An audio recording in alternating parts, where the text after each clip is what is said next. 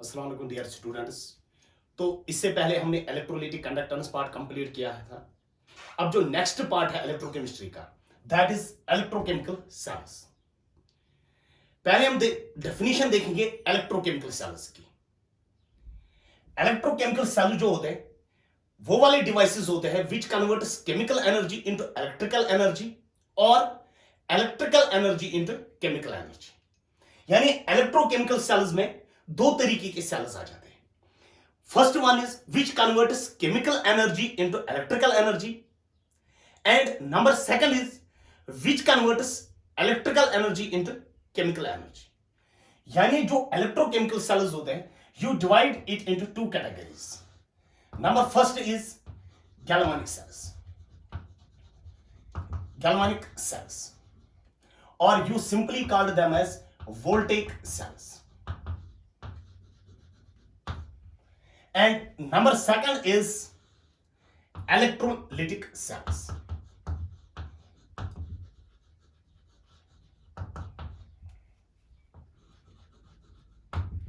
जो electrolytic sales, जो galvanic sales होते हैं वो भी इलेक्ट्रोकेमिकल सेल्स होते हैं, और जो इलेक्ट्रोलिटिक सेल्स होते हैं ये भी क्या होते हैं, electrochemical cells.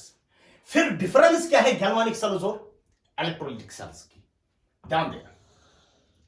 Number first point, जो गैल्वानिक सेल्स होते हैं कन्वर्ट्स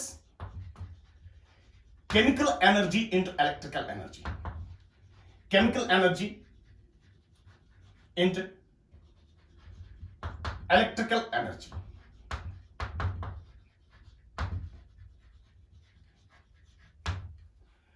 और इलेक्ट्रोलिटिक सेल जो होते हैं converts electrical energy into chemical energy.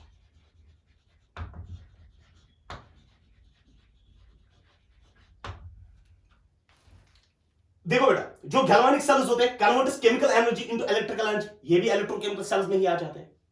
और electrolytic cells converts electrical energy into chemical energy, ये भी किस में आ जाते हैं, इलेक्ट्रोकेमिकल सेल्स में ही आ जाते हैं। और गैल्वानिक सेल्स में क्या होता है, spontaneous redox reaction takes place, spontaneous redox reaction takes place. यानी इन रिएक्शंस का डेल्टा जी क्या होता है, नेगेटिव। यानी जब भी स्पॉन्टेनियस रिडॉक्स रिएक्शन हो जाएगी, whenever spontaneous redox reaction takes place, a galvanic cell can be formed. galvanic cell हम बेटा बना सकते हैं। And number second, non-spontaneous redox reaction takes place. Non-spontaneous redox reaction takes place.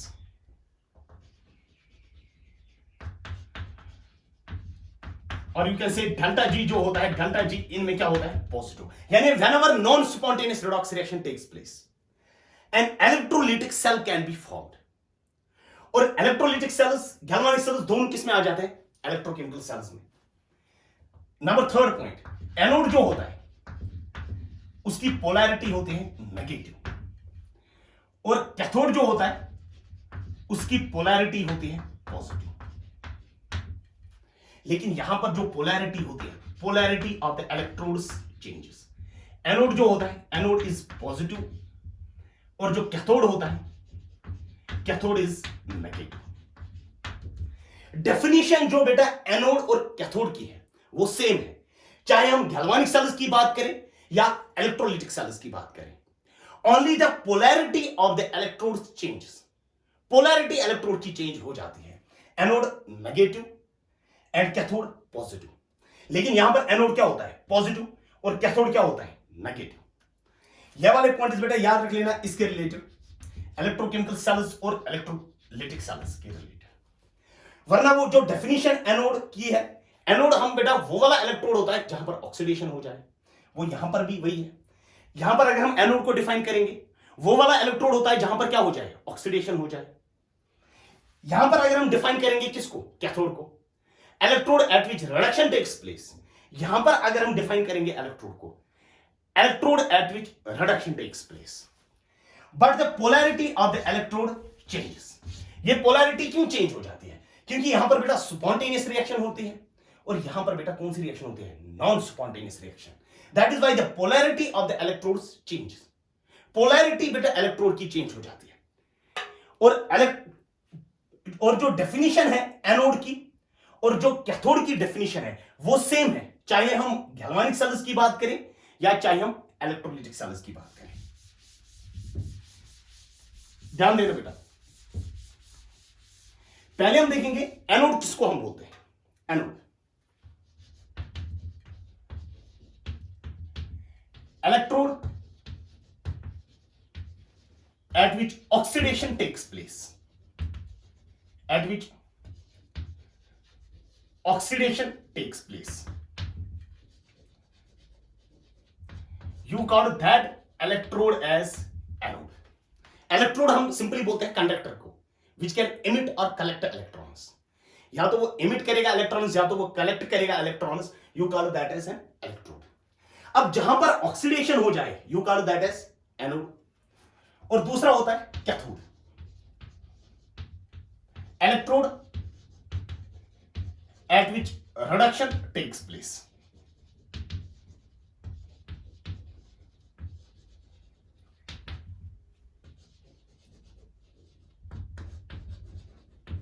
Electrode at which reduction takes place. अब इसमें बेटा दो terms हमारे पास आ जाते हैं. एक तो आता है oxidation and number second is reduction. यानी पहले हम देख लेंगे बेटा ऑक्सीडेशन हम किसको बोलते हैं और ऑक्सीडेशन कहां पर होती है? एनोड पे. चाहे हम गैल्वेनिक सेल्स की बात करें या इलेक्ट्रोलाइटिक सेल्स की बात करें. और रिडक्शन कहां पर होती है? कैथोड पे. चाहे हम गैल्वेनिक सेल्स की बात करें या इलेक्ट्रोलाइटिक सेल्स की बात करें. पहले हम देख लेंगे बेटा ऑक्सीडेशन हम किसको बोलते हैं. ऑक्सीडेशन ऑक्सीडेशन होता क्या है? Oxidation is loss of electrons. Loss of electrons you call it as oxidation. यानी लियो जो होता है, लियो होता है यानी loss of electrons means oxidation. ध्यान देना. सपोज हमारे पास बेटा ए है, it gives A2 positive plus 2 electrons. अगर हम देखेंगे जो ऑक्सीडेशन स्टेट होती है, ऑक्सीडेशन स्टेट का मतलब होता है चार्ज पर एटम. यानी एक एटम पे कितना चार्ज होगा, that is called as oxidation. A की ऑक्सीडेशन स्टेट यहां पर क्या है? यानी इसके ऊपर बेटा कितना चार्ज है? 0. और यहां पर ए की ऑक्सीडेशन स्टेट क्या है? +2. यानी in going from this to this, यानी in going from 0 to 2 positive, there is a loss of electrons. And loss of electrons means oxidation. यानी ए की क्या हो रही है बेटा? ए की हो रही है ऑक्सीडेशन. यानी oxidation of A takes place and A2 positive is formed. Number second is reduction.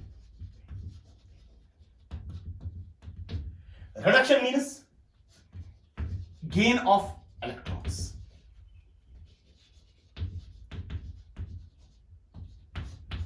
Gain of electrons means reduction. Suppose बेटा A हमारे पास है and suppose this A will accept 2 electrons and it forms A2 negative. Oxidation state की अगर हम बात करेंगे, यहां पर A की ऑक्सीडेशन स्टेट क्या है? 0. यानी चार्ज कितना है? चार्ज पर एटम. एक एटम पे कितना चार्ज है? कितना है? 0. यहां पर A पे कितना चार्ज है? -2. इन गोइंग फ्रॉम 0 to -2, 0 से लेकर -2, यानी there is gain of electrons. How many electrons? 2 electrons. और यू कैन से इस ए की क्या हो रही है? Reduction. whenever there is loss of electrons we call it as an oxidation. whenever there is a gain of electrons we call it as reduction. अब example मैं यहां पर दे देता हूं.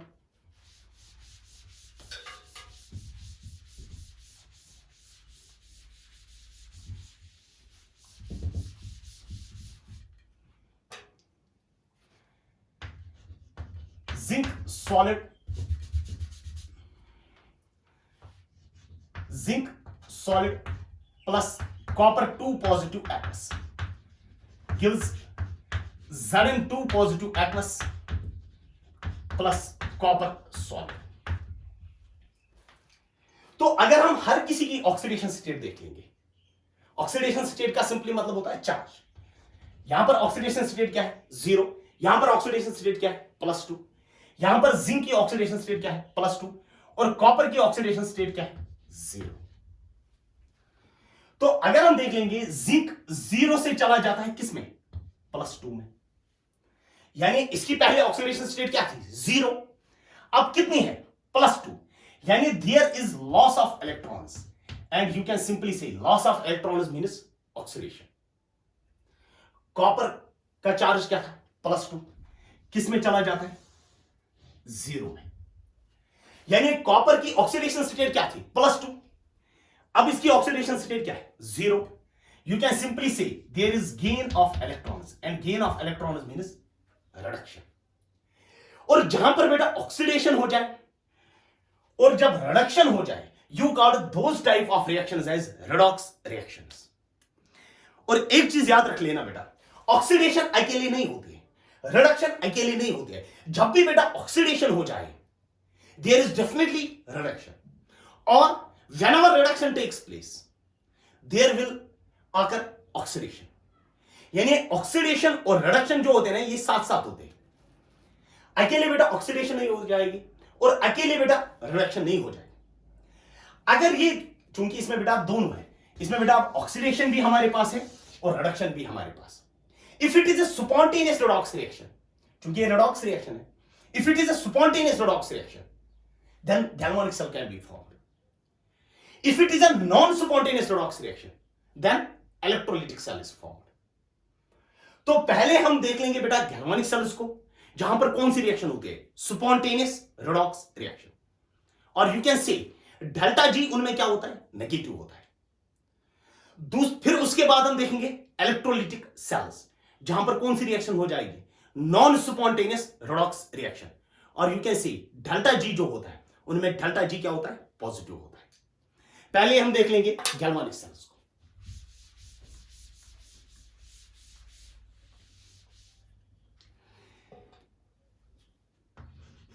गैल्वानिक सेल्स,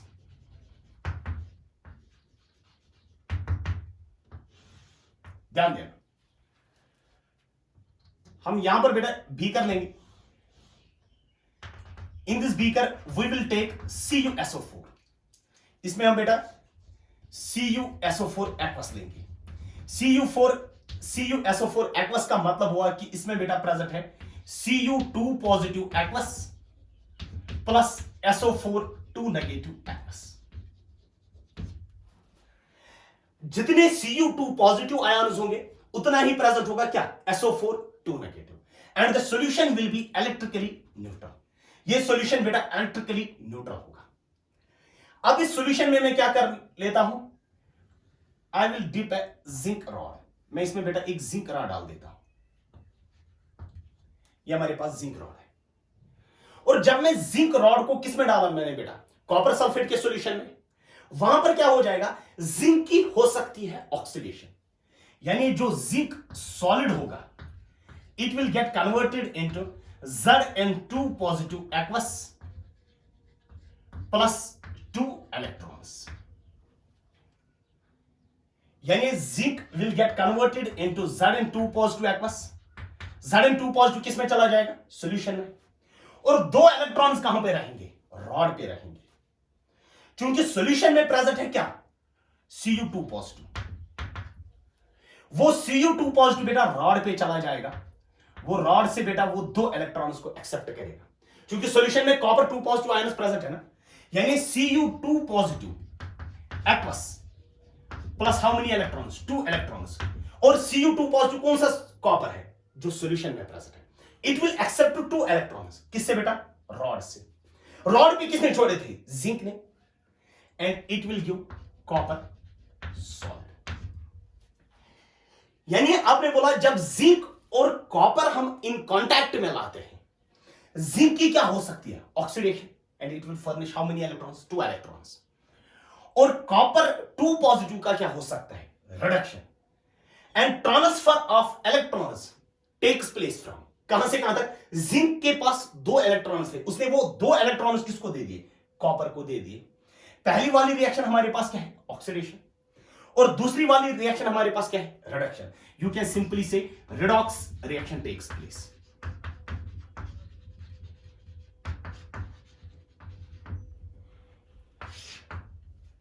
अब मैं बेटा इसी का रिवर्स लेता हूं। The reverse is like this. ये हमारे पास बीकर है,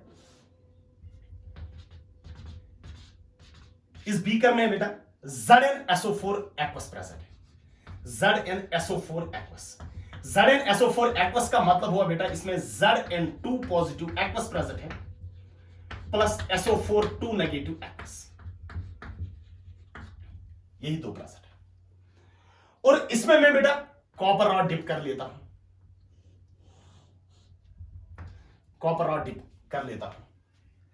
Copper rod is dipped in ZnSO4 solution. No reaction takes place.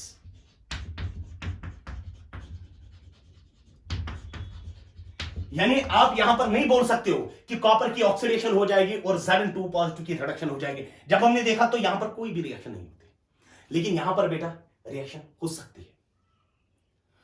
तो एक चीज तो बेटा इन दो एक्सपेरिमेंट से बेटा एक चीज तो क्लियर है, whenever zinc and copper are in contact, zinc solid जो होगा, जिंक सॉलिड की ऑक्सीडेशन हो सकती है और कॉपर 2 पॉजिटिव जो होगा, कॉपर 2 पॉजिटिव की क्या हो सकती है? रिडक्शन हो सकती है। And transfer of electrons takes place from zinc to copper 2 positive. और यहां पर अगर आप देख लोगे transfer of electrons takes place, यहां पर तो बेटा रिएक्शन होती ही नहीं है, फॉरगेट अबाउट दिस। तो यहां पर आपने देखा transfer of electrons takes place from zinc to copper 2 positive. और this transfer of electrons is directly, क्योंकि ये रिएक्शन बेटा एक ही सॉल्यूशन में हो रहा है।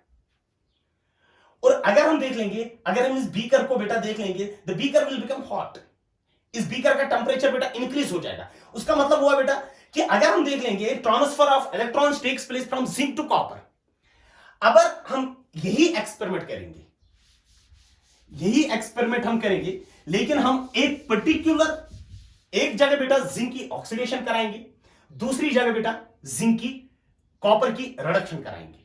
यही एक्सपेरिमेंट जो हमने इससे पहले दिखाया ना, इसमें जिंक की हम ऑक्सीडेशन कराएंगे और कॉपर की क्या कराएंगे? रिडक्शन। एंड ट्रांसफर, फिर इलेक्ट्रॉन्स को एक पर्टिकुलर पाथ देंगे ताकि इलेक्ट्रॉन ट्रांसफर हो जाएंगे from zinc to copper 2 positive. And that setup, जो उसके बाद वो सेटअप बनेगा, you call that type of setup as a galvanic cell. ध्यान देना है। ये हमारे पास बेटा एक बीकर, हमारे पास इस बीकर में बेटा 1 मोलर ZnSO4 में रख देता हूं, 1 मोलर ZnSO4 एक्वस। और यहां पर बेटा दूसरा बीकर हमारे पास है,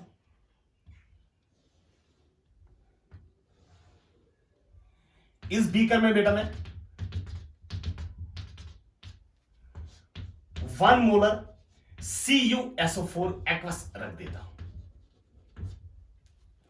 ऑब्वियसली ये वाला सॉल्यूशन जो होगा ना, इसमें Zn2 पॉजिटिव आयन्स होंगे और SO4 2 नेगेटिव आयन्स होंगे। और ये वाला बीकर जो है, इसमें बेटा Cu2 पॉजिटिव आयन्स होंगे और SO4 2 नेगेटिव आयन्स होंगे। ये वाला सॉल्यूशन भी न्यूट्रल होगा, ये वाला सॉल्यूशन भी क्या होगा? न्यूट्रल होगा। अब इस वाले सॉल्यूशन में मैं जिंक रॉड डिप कर लेता हूं। जिंक रॉड बेटा मैंने डिप की इसमें, और इसमें मैंने बेटा ये जिंक रॉड हमारे पास है और इसमें मैंने बेटा कॉपर रॉड डिप की। ये कॉपर रॉड यहां पर, और मैं जिंक और कॉपर को बेटा इन कांटेक्ट में लाता हूं और यहां पर बेटा मैं वोल्ट मीटर कनेक्ट कर देता हूं। ऑब्वियसली आपको पता है, जब भी हमारे पास जिंक और कॉपर इन कांटेक्ट में होता है, जिंक की क्या हो सकती है? ऑक्सीडेशन। तो यहां पर किसकी ऑक्सीडेशन हो जाएगी? जिंक की, यानी जिंक सॉलिड, जो ये रॉड हमारे पास है, जिंक सॉलिड जो होगा, it will give Zn2 positive aqueous plus 2 electrons. Zn2 positive किसमें चला जाएगा? सॉल्यूशन में चला जाएगा, और रॉड पे क्या बचेगा? 2 इलेक्ट्रॉन्स। और यहां पर क्या हो जाएगा? रिडक्शन। लेकिन रिडक्शन किसकी हो जाएगी? कॉपर 2 पॉजिटिव की, जो सॉल्यूशन में प्रेजेंट है। कॉपर 2 पॉजिटिव सॉल्यूशन में प्रेजेंट है, वो रॉड से बेटा कितने इलेक्ट्रॉन्स को एक्सेप्ट करेगा? 2 इलेक्ट्रॉन्स को एक्सेप्ट करेगा। यानी copper 2 positive aqueous will accept how many electrons? 2 electrons from this copper rod and it will give copper solid. क्योंकि जो मेटल रॉड होती है, मेटल रॉड पे बेटा इलेक्ट्रॉन्स, फ्री इलेक्ट्रॉन्स तो प्रेजेंट होते ही है, वही इलेक्ट्रॉन्स बेटा कॉपर एक्सेप्ट करेगा and the rod will develop positive charge, क्योंकि रॉड पे बेटा 2 इलेक्ट्रॉन्स कम हो गए। अब ध्यान देना, तो ऑब्वियसली आपने देखा था whenever zinc and copper are in contact, zinc की हो सकती है ऑक्सीडेशन। पहले सॉल्यूशन क्या था? न्यूट्रल। ये वाला सॉल्यूशन भी न्यूट्रल था, ये वाला सॉल्यूशन भी न्यूट्रल था इनिशियल स्टेज में, जब हमने बेटा इनको इन कांटेक्ट में नहीं लाया था, उसकी हम बात कर रहे हैं। तो ऑब्वियसली जब जिंक की यहां पर हो सकती है ऑक्सीडेशन, यानी सॉल्यूशन में कौन सा चार्ज इंक्रीज हो जाएगा? पॉजिटिव चार्ज, यानी the solution will become positively charge. इस सॉल्यूशन से क्या कम हो जाएगा? कॉपर 2 पॉजिटिव, यानी सॉल्यूशन में अब किसकी कंसंट्रेशन बढ़ जाएगी? SO4 2 नेगेटिव की, यानी the solution will become negatively charge. अब ध्यान देना, यहां पर क्योंकि बेटा ऑक्सीडेशन हो जाएगी, एंड यू कॉल इट, जिस इलेक्ट्रोड पे ऑक्सीडेशन होती है you call that as an anode. तो फिर जिंक क्या एक्ट करेगा? It acts as anode. इस इलेक्ट्रोड पे क्या होगी? Reduction, and you call this electrode as cathode. Anode polarity क्या होती है? नेगेटिव। यहां पर पोलैरिटी क्या होती है? पॉजिटिव। और अगर आप देखोगे इलेक्ट्रॉन्स बेटा यहां पर प्रोड्यूस हो गए, कितना बेटा? Negative charge. यहां पर नेगेटिव चार्ज डेवलप हो गया रॉड पे, और यहां पर रॉड पे कौन सा चार्ज डेवलप हो गया? Positive charge.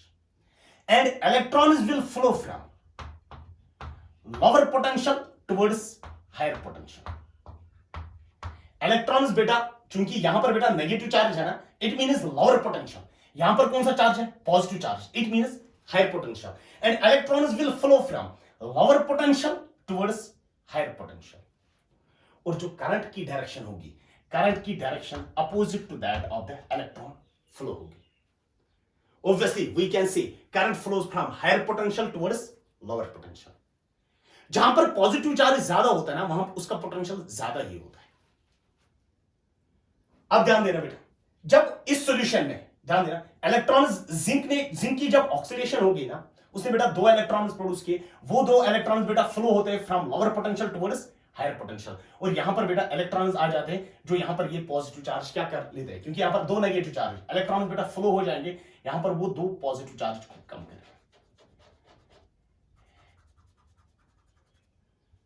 अब ध्यान देना, अब इस सॉल्यूशन पे बेटा कौन सा चार्ज रहेगा? The solution will become positively charge. Solution बेटा पॉजिटिव चार्ज बनेगा, और यहां पर सॉल्यूशन कौन सा चार्ज रहेगा? Negative charge. जब सॉल्यूशन में बेटा पॉजिटिव चार्ज रहेगा, it can cause the polarization of this electrode.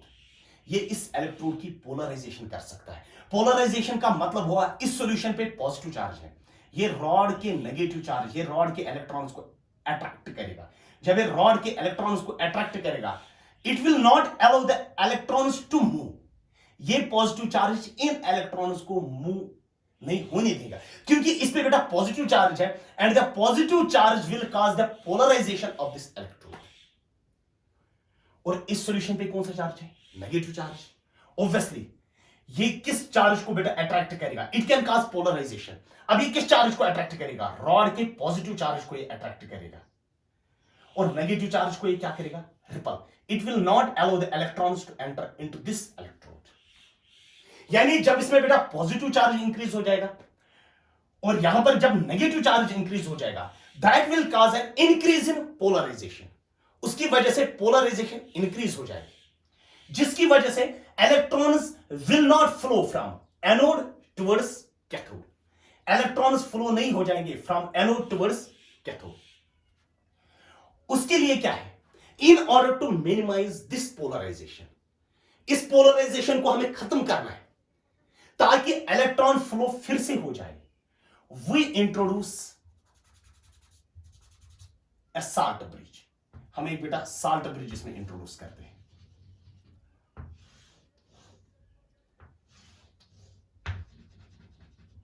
You call this as salt bridge, और इस साल्ट ब्रिज में बेटा Cl negative, K positive, Cl negative, K positive, Cl negative, K positive, Cl negative, K positive, Cl negative, K positive, हम इसमें बेटा KCl electrolyte रख देते हैं, और भी कुछ इलेक्ट्रोलाइट्स रख देते हैं, वो मैं साल्ट ब्रिज के वक्त आपको बताऊंगा। अब इस वाले इलेक्ट्रोड की हम बात कर रहे हैं, इस वाले, you call this as an left half cell and you call this as right half cell, क्योंकि यहां पर बेटा ऑक्सीडेशन होती है, यहां पर बेटा रिडक्शन होती है, दोनों कंबाइन करके बेटा एक कंप्लीट सेल बना देते हैं। First we will see the left half cell, इसकी अगर हम बात करेंगे, that is left half cell, left half cell. पहला पॉइंट लिख लेना बेटा लेफ्ट हाफ सेल के related. Number first point, oxidation takes place, oxidation takes place इस वाले सेल पे। Next point, left half cell क्या एक्ट करता है, एनोड। नंबर थर्ड पॉइंट, इस पे कौन सा चार्ज होता है, negatively charge.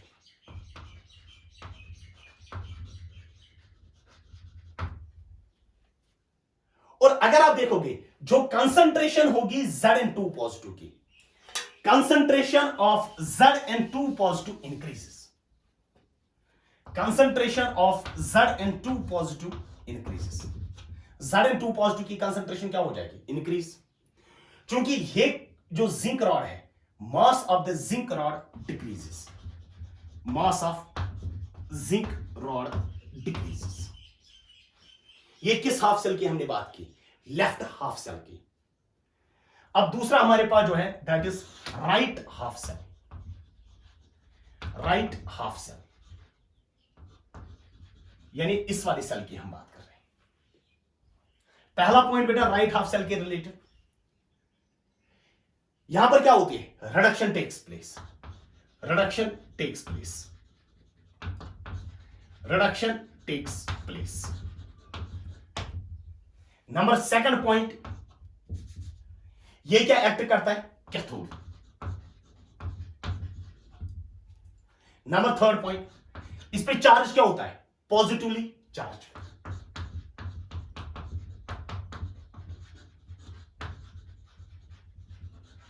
Positively charge.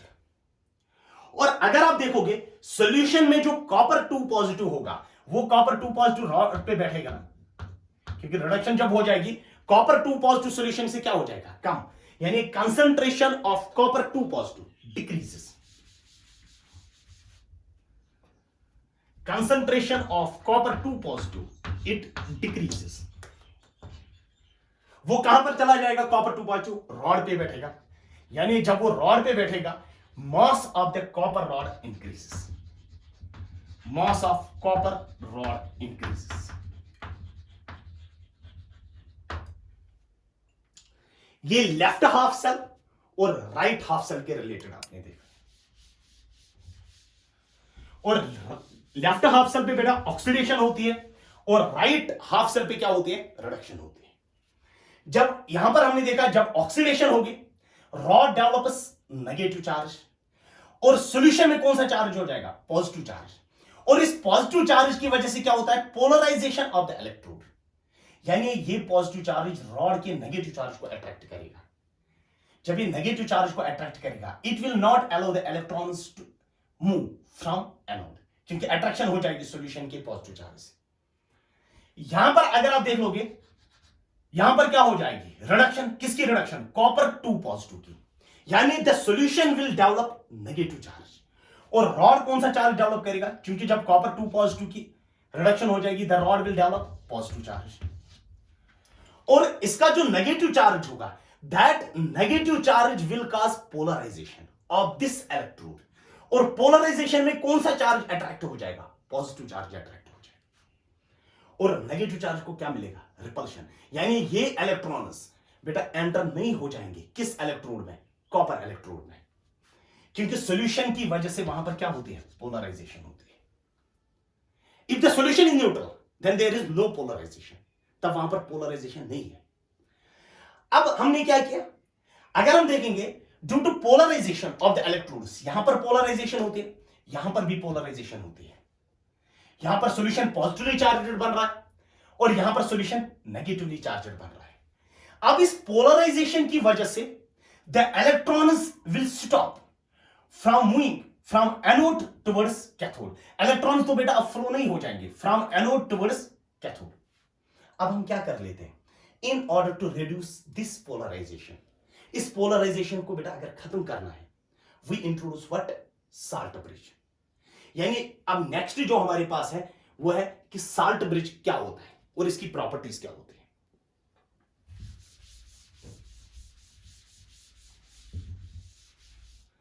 Salt bridge,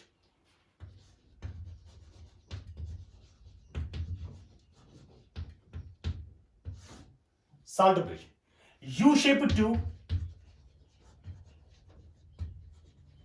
containing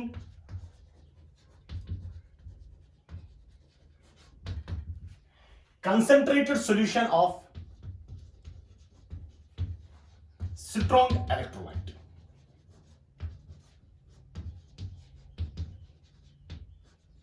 containing concentrated solution of strong electrolyte।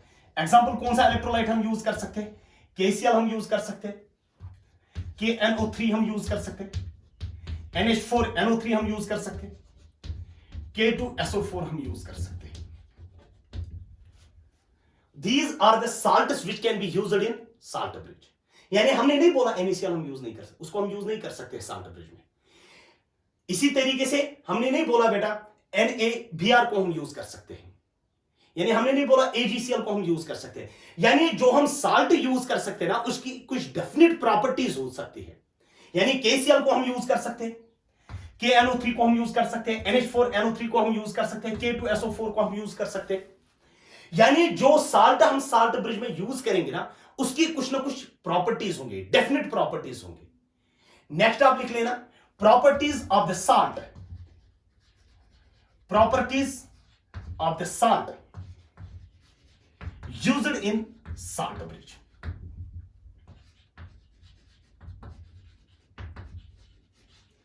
Properties of the salt used in salt bridge। Number first point, जो साल्ट ब्रिज हमने दिखाया था ना सेंटर पे, उसमें हमने KCl डाल दिया था। जो साल्ट वहां पर हम यूज करते हैं ना, ना तो वो इलेक्ट्रोलाइट के साथ रिएक्ट होना चाहिए, ना तो वो इलेक्ट्रोड के साथ रिएक्ट करना चाहिए। यानी the salt used in salt bridge must not react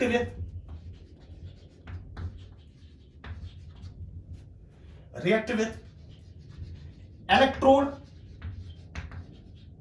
or electrolyte। यानी जो हम साल्ट यूज करते हैं ना साल्ट ब्रिज में, दैट शुड बी इनर्ट। ना तो वो रिएक्ट करना चाहिए किसके साथ, इलेक्ट्रोड के साथ, चाहे जिंक इलेक्ट्रोड की हम बात करें या कॉपर इलेक्ट्रोड की हम बात करेंगे। ना तो उसको रिएक्शन होनी चाहिए किसके साथ, इलेक्ट्रोलाइट के साथ, चाहे जिंक सल्फेट की हम बात करें या कॉपर सल्फेट की अगर हम बात करें। यानी जो साल्ट हम यूज करते हैं ना इन the salt bridge, the salt used in the salt bridge, जो हम साल्ट यूज करते हैं ना साल्ट ब्रिज में, इट शुड बी इनर्ट। ये साल्ट बेटा इनर्ट होना चाहिए। नंबर सेकंड पॉइंट, अब इसमें जो K पॉजिटिव Cl नेगेटिव होगा, इसमें K पॉजिटिव NO3 नेगेटिव होगा, इसमें NH4 पॉजिटिव NO3 नेगेटिव होगा, इसमें K पॉजिटिव और SO4 2 नेगेटिव होगा। यानी जो मोबिलिटी होनी चाहिए कैटायन और एनायन की, वो सेम होनी चाहिए। The mobility of the cation, the mobility of cation and anion should be same। The mobility of the cation and anion should be same। Cation और एनायन की मोबिलिटी क्या होनी चाहिए, सेम होनी चाहिए। अगर डिफरेंट मोबिलिटीज होंगी तो उसकी वजह से क्या होता है, ध्यान देना, the mobility of the cation and anion should be same. अब अगर डिफरेंट मोबिलिटी होगी तो उसकी वजह से क्या होता है, उसकी वजह से एक पोटेंशियल डेवलप होता है, that is called as liquid junction potential. ध्यान देना वो लिक्विड जंक्शन पोटेंशियल कैसे डेवलप होता है। सपोज हमारे पास H positive Cl negative, H positive Cl negative, H positive Cl negative. अगर हम मोबिलिटी की बात करेंगे among the cations, H positive है हायर मोबिलिटी, H पॉजिटिव की ज्यादा मोबिलिटी है। अगर हम मोबिलिटीज की बात करेंगे, अगर H पॉजिटिव और Cl नेगेटिव मूव करेंगे ना, तो सबसे जल्दी कौन सा मूव करेगा, H पॉजिटिव मूव करेगा। तो H positive, H positive, H positive, पीछे क्या रहेगा, Cl negative, Cl negative and Cl negative. तो यहां पर अगर आप देखोगे whenever there is a, तो इस यहां पर कौन सा चार्ज डेवलप हो गया, पॉजिटिव चार्ज। यहां पर कौन सा चार्ज डेवलप हो गया, negative charge. whenever there is a separation of charges, जब भी सेपरेशन ऑफ चार्जेस होते हैं, there is a development of a potential, वहां पर पोटेंशियल डेवलप हो जाता है। और यहां पर आपने देखा कि कौन सा चार्ज डेवलप हुआ, पॉजिटिव चार्ज, और यहां पर आपने देखा कौन सा चार्ज डेवलप हुआ, नेगेटिव चार्ज।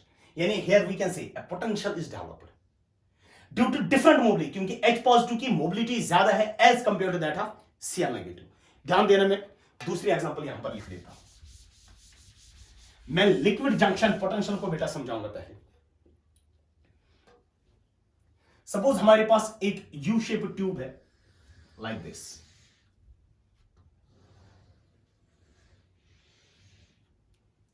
इस यू शेप ट्यूब में मैं बेटा यहां से भी HCl डाल देता हूं और यहां से भी बेटा HCl डाल देता हूं, और वो दोनों HCl बेटा इस पॉइंट पे मीट करेंगे। सपोज दोनों लिम्ब्स में बेटा ये ऐसे हमारे पास, suppose the two HCl meet at this point.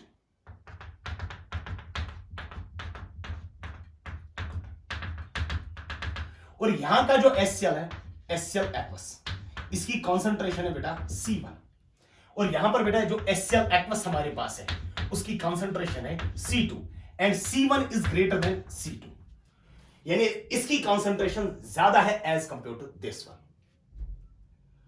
Obviously जब हमारे पास द सोल्यूट मॉलिक्यूल, सोल्यूट कौन सा है, HCl, और सॉल्वेंट कौन सा है, वाटर, क्योंकि C1 यहां की कॉन्सेंट्रेशन ज्यादा है बेटा इससे, यानी C1 is greater than C2। Obviously, the solute molecules will move from higher concentration towards lower concentration. यानी HCl मूव करेगा कहां से कहां तक, from higher concentration towards lower concentration, यानी यहां से लेकर यहां तक मूव करेगा। अब ये भी हमारे पास इलेक्ट्रोलाइट है, कौन सा, HCl, ये भी हमारे पास इलेक्ट्रोलाइट है, कौन सा, HCl, and it is the junction of two electrolytic solutions. अब ये सेम इलेक्ट्रोलाइटिक सॉल्यूशंस है, जो दोनों सेम इलेक्ट्रोलाइटिक सॉल्यूशंस, लेकिन यहां पर सोल्यूट पार्टिकल्स कौन से हैं, H positive Cl negative, H positive Cl negative, H positive Cl negative, H positive Cl negative, और यहां पर भी वही है, H positive Cl negative, H positive Cl negative, वो यहां पर भी, ये भी न्यूट्रल अपनी जगह है, ये भी न्यूट्रल अपनी जगह है। अब हमने बोला कि जो सोल्यूट मॉलिक्यूल्स होंगे, solute molecules will move from higher concentration towards lower concentration, यानी सोल्यूट यहां से यहां तक मूव करेगा, यानी ये एंड सोल्यूट तारुन यह था इसको ऐसे मूव करेगा। मगर सोल्यूट कौन सा है, HCl है, it comprises of H positive and Cl negative, यानी H पॉजिटिव को भी मूव करना है और Cl नेगेटिव को भी मूव करना है। तो हम क्या करेंगे, जब H पॉजिटिव भी मूव करेगा और Cl नेगेटिव भी जब मूव करेगा, लेकिन ज्यादा मोबिलिटी किसकी है, H पॉजिटिव की, यानी H पॉजिटिव इस जंक्शन को क्रॉस करेगा, H पॉजिटिव टाई अपवर्ड, पीछे क्या रहेगा, Cl नेगेटिव, क्योंकि Cl नेगेटिव की मोबिलिटी कम है। यानी H पॉजिटिव बेटा called this as an end A, called this as an end B. H positive बेटा B एंड पे जाएगा, लेकिन Cl नेगेटिव की मोबिलिटी जब कम है ना, वो पीछे ही रहेगा। यानी यहां पर अगर आप देखोगे ना, यहां पर कौन सा चार्ज डेवलप हुआ इस सॉल्यूशन पे, पॉजिटिव चार्ज, और इस सॉल्यूशन में कौन सा चार्ज डेवलप हुआ, नेगेटिव चार्ज। अभी तो पहले ही न्यूट्रल था ना, लेकिन ये चार्जेस कैसे डेवलप हो गए, these charges were developed due to different mobility of the ions. जब डिफरेंट मोबिलिटी ऑफ आयन्स की वजह से वहां पर पोटेंशियल चार्ज डेवलप हो गया, पॉजिटिव चार्ज, यानी the end B will become positively charged and the end A will become negatively charged, and it results in the development of a potential which is called as liquid junction potential. यानी liquid junction potential जो होता है, liquid junction potential,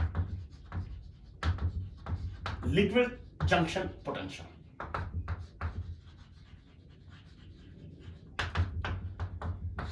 the potential difference which develops due to different mobility of the ions, जो different mobility of ions की वजह से जो potential develop होता है, you call that potential as liquid junction potential, provided there are two electrolytic solutions in contact.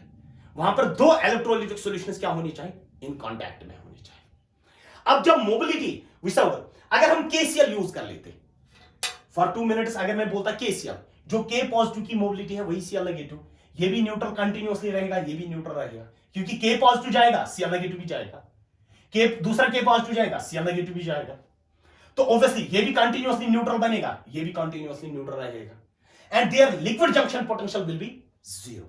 वहां पर liquid junction potential क्या होता है, जीरो होता है, if there is the same mobility of the ions. यानी properties of the salt used in the salt bridge में आपने देख लिया, पहला जो साल्ट हम यूज करेंगे ना, that should be inert. And number second, दो मोबिलिटी आयंस की होनी चाहिए, the mobility of the ions of the cation as well as anion, it should be same. यानी उनकी मोबिलिटी सेम होनी चाहिए, उसकी वजह से लिक्विड जंक्शन पोटेंशियल क्या होता है, जीरो होता है. नेक्स्ट हमारे पास जो है that is functions of salt bridge. Functions of salt bridge.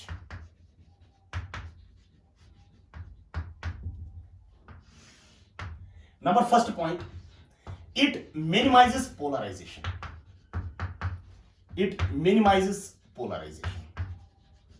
पहला पॉइंट यही है कि it minimizes polarization. Number second point, functions of salt bridge में जो left solution, left half cell जो हमारे पास होता है वो बन जाता है बेटा, उसका सॉल्यूशन बन जाता है पॉजिटिवली चार्ज, और जो राइट हाफ सेल होता है दैट बिकम्स नेगेटिवली चार्ज. वही होता है. अगर मैं उन दोनों सॉल्यूशंस को इन कांटेक्ट में लाता हूं without using the salt bridge, अगर मैं साल्ट ब्रिज जो सेंटर पे था ना उसको हटा देता हूं, मैं इस वाले सॉल्यूशन और इस वाले सॉल्यूशन को इन कांटेक्ट में लाता हूं, ये वाला सॉल्यूशन जो लेफ्ट साइड का होता है ये पॉजिटिव होता है, और अगर मैं इसको इन कांटेक्ट में लाता हूं दूसरा solution that is negatively charged. Here there is a development of a potential which is called as liquid junction potential. और जब हम साल्ट ब्रिज यूज करते हैं ना, हम इन दो सॉल्यूशंस को दूर दूर रख देते हैं, अलग अलग रख देते हैं, यानी लिक्विड जंक्शन पोटेंशियल वहां पर डेवलप नहीं हो जाता है. It prevents the development of liquid junction potential. It prevents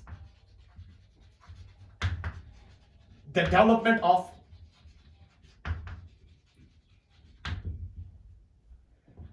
it prevents the development of liquid junction potential.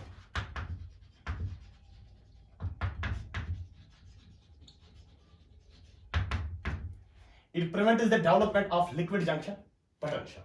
Number third, it makes the cell to work continuously. It makes the cell to work continuously. To work continuously, क्योंकि cell तो stop हो जाता है due to polarisation. जब polarisation ही खत्म हो जाएगी तो उसकी वजह से क्या होता है, सेल कंटिन्यूअसली बेटा वहां पर वर्क करती है.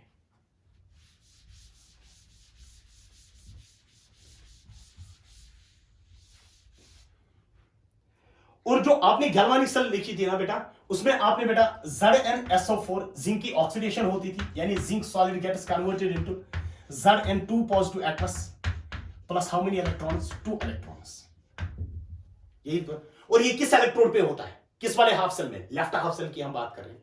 और राइट हाफ सेल में क्या होता है, copper 2 positive aqueous plus how many electrons, 2 electrons will give copper solid.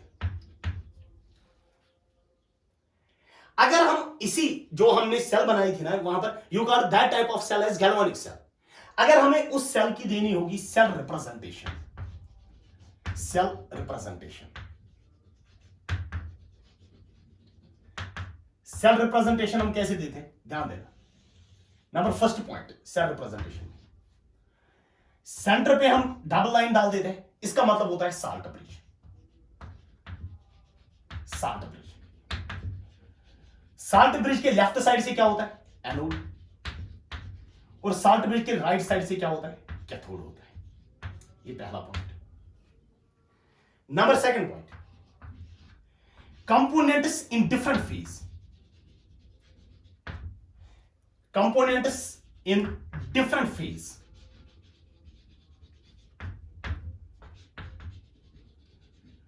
are separated by a line, are separated by a line, by a vertical line, by a single line।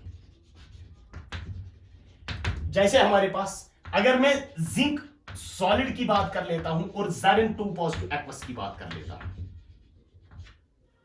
ये zinc की ही बात हो रही, मगर ये कौन सा फेज है, सॉलिड फेज, ये कौन सा फेज है, एक्वस फेज।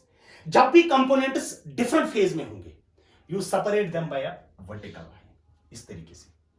अगर मैं H2 गैस की बात कर लेता हूं और H पॉजिटिव एक्वस की बात कर लेता हूं, these are the components in which phase, these are the components, ये हाइड्रोजन की बात हो रही है, हाइड्रोजन की ही बात हो रही है, but this is a gaseous phase and this is aqueous phase, we separate them by a single vertical line। इसी तरीके से अगर मैं Ag पॉजिटिव एक्वस और Ag सॉलिड की बात कर लेता हूं, Ag positive aqueous and Ag solid, ये सिल्वर की ही बात हो रही है, लेकिन in different phase, aqueous phase and solid phase, we separate them by a single vertical line. हम सिंगल वर्टिकल लाइन से सेपरेट करते हैं। यानी सेल रिप्रेजेंटेशन में आपने देखा था double line, we called it as a salt bridge, anode and cathode. अगर आप कंपोनेंट डिफरेंट फेज में है, you separate them by a single vertical line. अगर आप कंपोनेंट सेम फेज में होंगे, number third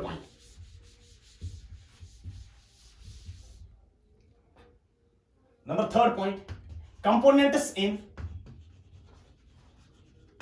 same phase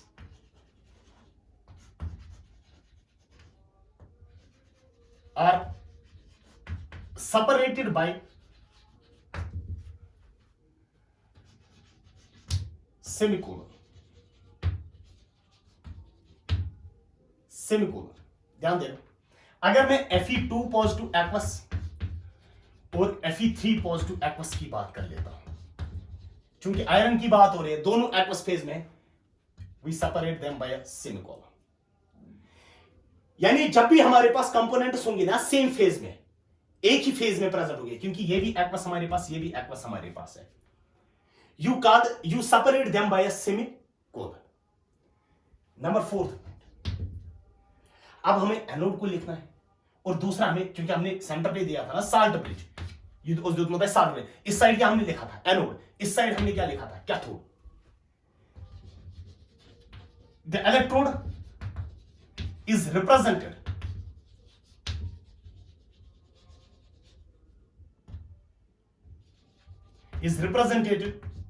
in terms of oxidation at anode।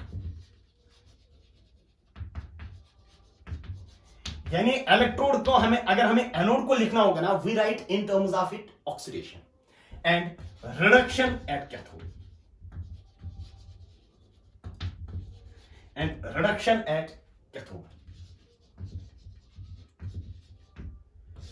अब जब हमें एनोड लिखना होगा ना, you write it in terms of oxidation reaction, और जब हमें कैथोड लिखना होगा ना, you write it in terms of reduction. ध्यान देना, यहां पे एनोड भी क्या होती है ऑक्सीडेशन, और जब भी आपको एनोड लिखना होगा ना, you write it in terms of oxidation reaction, और कैथोड पे क्या होती है रिडक्शन। जब भी आपको कैथोड लिखना होगा, you write it in terms of reduction. Centre पे क्या है साल्ट ब्रिज, एनोड पे अब हमें एनोड लिखना है ना, you write anode in terms of oxidation, यानी zinc solid gives Zn2 positive aqueous without the electrons and stoichiometric coefficient। अब कैथोड पे हम क्या लिखते हैं, you right cathode in terms of reduction. अब रिडक्शन किसकी हो रही है, कॉपर 2 पॉजिटिव की, copper 2 positive aqueous, copper solid, यही है ना, this is anode, zinc solid gives Zn2 positive because you write anode in terms of oxidation and you write cathode in terms of reduction. अब ध्यान देना, zinc solid Zn2 part, these are the components in the different phase and you separate them by a single vertical line. These are the components in the different phase and you separate them by a single vertical line. और ये हमारे पास basically anode होता है, ये उसका electrolyte होता है, ये कैथोड होता है और ये इसका क्या होता है, इलेक्ट्रोलाइट. और अगर and you call this as a cell representation, इसको हम बोलते हैं क्या, सेल रिप्रेजेंटेशन. सेल रिप्रेजेंटेशन में हम क्या कर लेते हैं, इलेक्ट्रॉन्स को नहीं लिखते हैं and stoichiometric coefficient are not included, यानी electrons and stoichiometric coefficient are not included in the cell representation. ना तो हम इलेक्ट्रॉन्स लिखते हैं, ना तो हम स्टोइकियोमेट्रिक कोएफिशिएंट लिखते हैं. Anode is written in terms of oxidation and cathode is written in terms of reduction. अब ध्यान देना, अब हमने जो जिंक सल्फेट यूज किया था ना, जिंक सल्फेट हमने यूज किया था 1 मोलर, और जो हमने कॉपर सल्फेट यूज किया था, कॉपर सल्फेट भी हमने कितना यूज किया था, 1 मोलर. एंड जहां पर हम ये वाला यूज करेंगे ना, you call that type of cell as Daniell cell. यानी जब हम जिंक रॉड को डिप करेंगे ना इन जिंक सल्फेट, लेकिन जिंक सल्फेट अगर हमारे पास कितना है, 1 मोलर, और अगर हम कॉपर रॉड को डिप करेंगे ना इन कॉपर सल्फेट, अगर कॉपर सल्फेट की कंसंट्रेशन क्या है, 1 molar, then you call that type of cell as Daniell cell. Daniell cell का ईएमएफ जो होता है ना, EMF that is equal to 1.1 volt है. यानी ईएमएफ ऑफ डैनियल सेल कितना होता है, 1.1 वोल्ट. अब जो नेक्स्ट टॉपिक इसके बाद हम देख लेंगे बेटा, that will be electrode potential.